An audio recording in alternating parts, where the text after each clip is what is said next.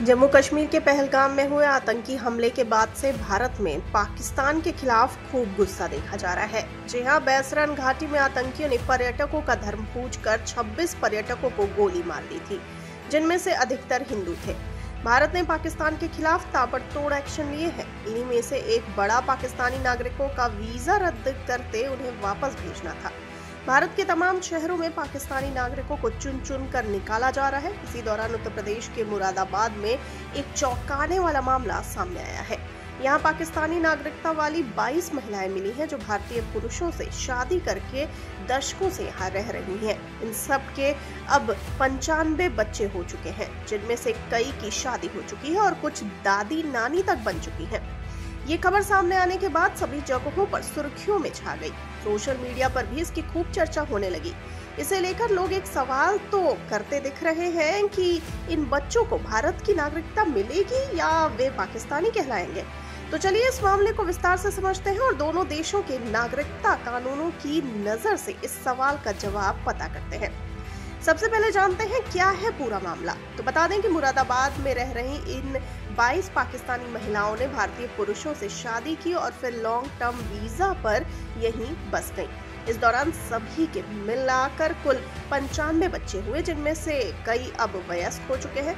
इन बच्चों का जन्म भारत में हुआ है और वे भारतीय नागरिकता के हकदार माने जा सकते हैं, लेकिन उनकी मां अभी भी पाकिस्तानी नागरिक हैं और उनकी नागरिकता की प्रक्रिया लंबित है।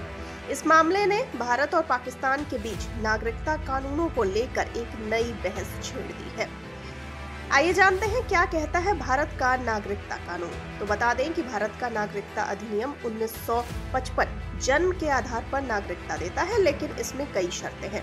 26 जनवरी 1950 से 1 जुलाई 1987 के बीच भारत में जन्मे व्यक्ति खुद पे खुद भारतीय नागरिक माने जाते हैं।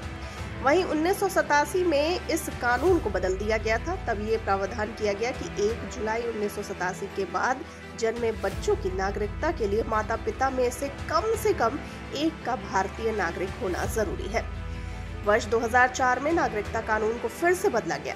इसके अनुसार 3 दिसंबर 2024 के बाद जन्मे बच्चों के लिए माता पिता में से एक की भारतीय नागरिकता के साथ ही यह प्रावधान भी जोड़ा गया कि माता पिता में से कोई भी अवैध प्रवासी नहीं होना चाहिए। बता दें कि मुरादाबाद के मामले में ये बच्चे भारत में पैदा हुए हैं और उनके पिता भारतीय नागरिक हैं। उनकी मां भले ही पाकिस्तानी हो, लेकिन वे वैध वीजा पर भारत में रह रही हैं, इसीलिए इन्हें अवैध प्रवासी नहीं माना जाएगा। इस आधार पर ये बच्चे जन्म के आधार पर भारतीय नागरिक माने जा सकते हैं। हालांकि इन बच्चों की नागरिकता में पाकिस्तानी कानून का पेंच भी फंस सकता है। पाकिस्तान के कानून की बात करें तो वहां जन्म स्थल नहीं बल्कि वंश की अहमियत है।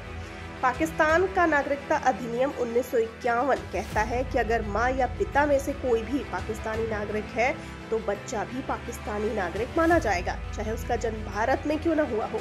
यानी इन 95 बच्चों को पाकिस्तान की नागरिकता तो स्वतः प्राप्त है ही। यहाँ ध्यान देने वाली बात यह है कि भारत या पाकिस्तान में दोहरी नागरिकता का कोई प्रावधान नहीं है।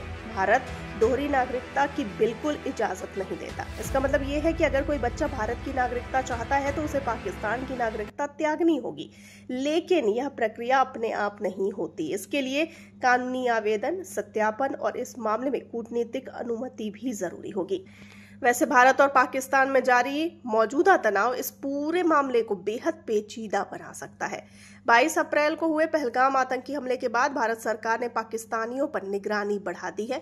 शॉर्ट टर्म वीजा पर आए पाकिस्तानी नागरिकों को बड़े पैमाने पर डिपोर्ट किया जा रहा है। वहीं जिनके पास लंबी अवधि का वीजा है उन पर भी जांच और निगरानी बढ़ा दी गई है।